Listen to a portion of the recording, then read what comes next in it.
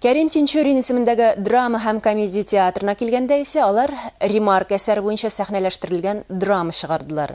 Шулай ук тамашачы күңеленә Тинчуринларның өзелгән яфраклары да хуш килде. Тамашаны безнең иҗат төркеме дә карап кайтты. Кыздырдым. Иреләр, әйбәтләр. Киләр монда ки. Яшамы мәкир алалар. Яшамы мә. Әсәрнең үзәгенә япь-яшь кыз бала язмышы куелган. Аның тирәсендә төрледән-төрле хатын-кызлар әйтә. Беренче алучы Иран булса, сату яхшы бара ул. Әлеге образ миннән 10 яшькә кечкенә. 14 яшьлек кыз образында, мен монда Фәрида образында һәм минемчә үзеңнән яшәрәк образны тудырырга җиңелрәк үзеңнән олы образга караганда. Чөнки минем әле олы булып караганым юк, яшь булып караганым бар һәм әле ул бик ерак түгел минем балачагым. 14 яшемнән мин инде төнлә эшләп, күндез укып, шулай торып көн күрәм. Һәм бүгенге көндә дә чыннан да андый балалар бар бит ул. Ата-анасы исән булып та әле шундый төнлә эшләп үз көнен үзе күреп, үз тамагын үзе туйдырып йөрүче балалар бар. Ул ата-аналарның эгоистлыгыннан киләдер инде һәм җавапсызлыгыннан. Берсе гомер буе үзенә тиешле ярым көтә, икенчесе аларны җае чыккан сайын алыштыра. Тагын берсе мөмкин кадәр дөрес яшәргә тырыша. Ул бүгенге үзенең ишек алдының чиста булганына да куана. Әйтәсем килә, ул менә бүгенге көн геройларына караганда, менә яшьләргә караганда, ул элеккеге халыкның бер вәкиле буларак, әсәр аны инде тәгълиматласаң күп төрле сорауларга да җавап бирә ала дип әйтәсем килә мин. Бүгенге көндә шушының хәтле күп менә квартирны юк кына дәрәҗәдә кара риэлторлар дип әйтәләр. Шушы кара риэлторлар юкка чыгарып бетерәләр. Кешеләрне әллә нинди хәзер кредит өстәмәләр белән сатып алулар бар. Мөгаен Халисә әсәрдә бердән-бер уңай геройдыр. Чөнки тормыш сикәлтәләр алдында ялгызы диярлек калган Фәридәдән башкалары тамашачыда каршылыклы фикерләр уята. Бу образны инде әзрәк спектакльне җанландырыр өчен дә керткәннәрдер.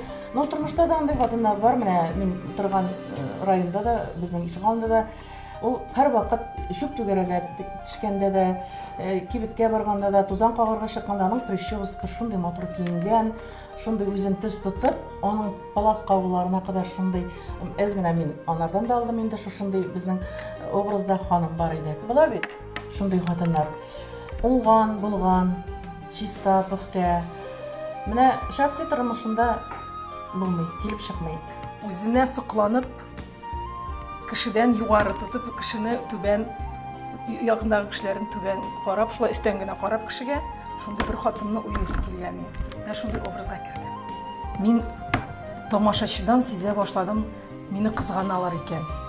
Беренче премьераларда андый хис юк иде. Яшь режиссер Резида Гарипованы пьесадагы чуар халыклы образлар һәм әсәрнең көтелмәгән бурылышларга бай булуы җәлеп иткән. Һәрбер әсәрне укып, һәрбер яңа драманы укып, үзебезгә куерлык әсәр эзләгән вакытта безгә Рәмзия ханым үз әсәрен интернеттан гына җибәрде почтабызга. Миңа баш режиссерыбыз укып кара диде.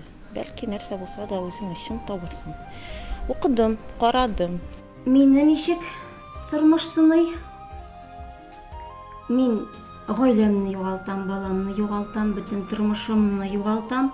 Исемсез, телсез, шукрак, ниндидер бер җан иясенә әверелеп, үземнең тормышым өчен көрәшә торган, тормыштагы урыным өчен көрәшә торган, шундый бер образны башкарам.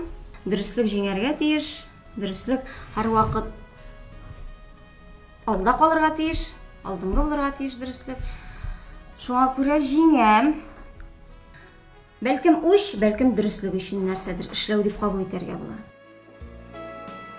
Автор Рәмзия Габдулхакова хәзерге әдәбиятның иң күренекле вәкилләренең берсе. Өзелгән яфраклар әлегә аның беренче сәхнәсәре. Әйтергә кирәк, көтелмәгәнлек аның һәр әсәренә дә диярлек хас нәрсә. Эш барышында кайбер үзгәрешләр кертелсә дә, драматургның үз стилен югалтмаганнар. Тәҗрибә җитмәгәндер инде, каядыр ниндидер драма законнарын белү җитмәгәндер. Әлбәттә, инде кайбер җирләрен үзгәртергә туры килде. 2 тапкыр районга гастрольләргә дә барып килделәр артистлар. Тамашачы бик тә яратып кабул итә. Яп-яш кыз балага кем ярдәм итәр? Серле исемсез ханым, телсез шукрак урам сиберүче, тамашачыны ахырга кадәр киеренкелектә тота. Күпме түлиләр?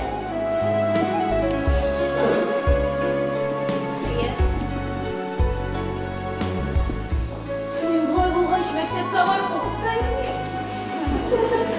Анда бармый мине. Хәерче итеп әйтәләр. Ә менә эшләсәм акчам булачак. Яш абый,